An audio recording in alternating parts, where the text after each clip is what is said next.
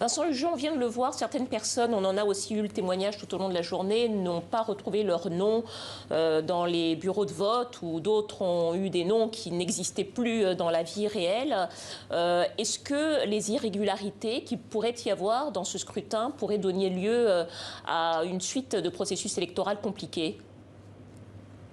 Je ne le crois pas pour une raison très simple, c'est que, soyons clairs, la commission électorale nationale dite indépendante est inféodée au pouvoir en place et qu'on imagine mal que des recours introduits éventuellement par des candidats vaincus dès le premier tour soient suivis d'effet. Donc non, très clairement, je ne crois pas du tout à ce cas de figure.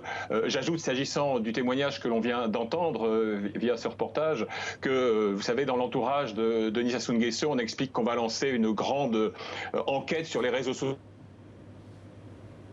Quels sont les aspects? On peut faire l'économie de cette initiative. Les aspirations des jeunes, elles sont bien connues. Ce sont des gens qui souhaitent obtenir un emploi stable, sortir si possible de l'informel. Pour les diplômés, obtenir là encore un job digne de ce nom. N'oublions pas quand même que 7 Congolais sur 10 aujourd'hui vivent avec, grosso modo, vivotent, devrais-je dire, l'équivalent d'1 euro ou d'1 dollar par jour. Et que le produit intérieur brut par tête du pays, il a régressé de plus de 40% depuis 2012. Alors quand on entend dans son dernier meeting le président sortant expliquait que, je le cite, c'est une honte que le pays importe encore aujourd'hui l'équivalent chaque année d'1 milliard d'euros de denrées alimentaires. On a envie de dire, mais rappelez-moi qui est à la tête de cette nation depuis tant d'années.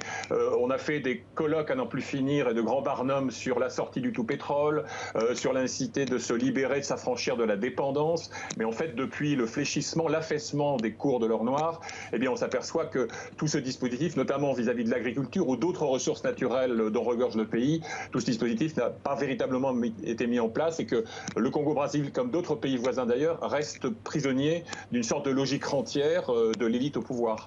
Alors justement, ce que vous nous expliquez là, et ce qu'on vient de voir dans ce reportage aussi, c'est qu'au fond, le pays est plongé dans une crise à la fois économique, sociale, politique également.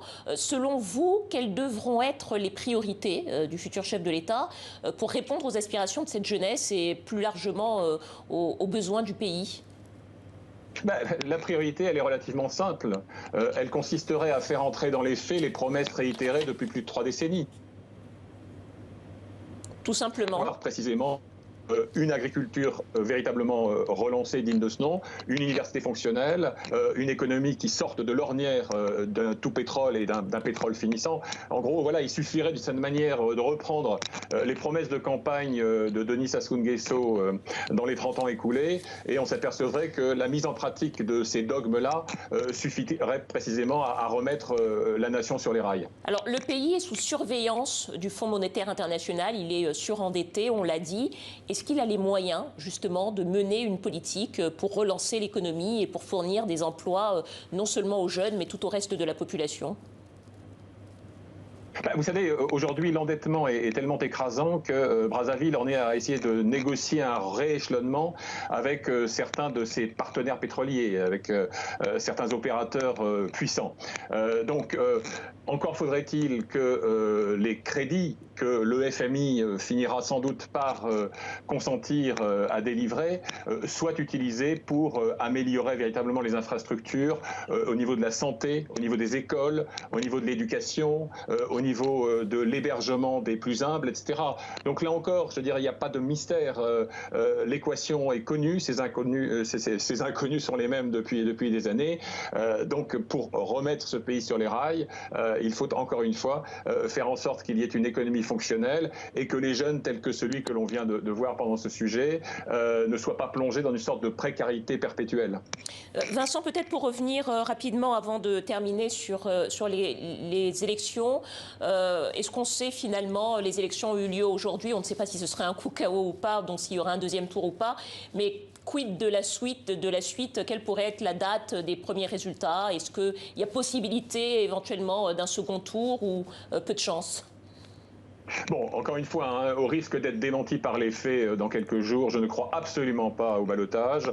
Je pense que compte tenu de la simplicité du scrutin, hein, 7 candidats, dont 3 ou 4 candidatures de témoignage, comme on dit, dès le milieu de la semaine qui vient, on devrait avoir au moins les résultats provisoires. Mais comme toujours dans ces cas-là, il va falloir évidemment que ces résultats soient ensuite validés, confirmés. Mais je crois qu'on aura une indication tout à fait claire, je dis mercredi ou jeudi prochain.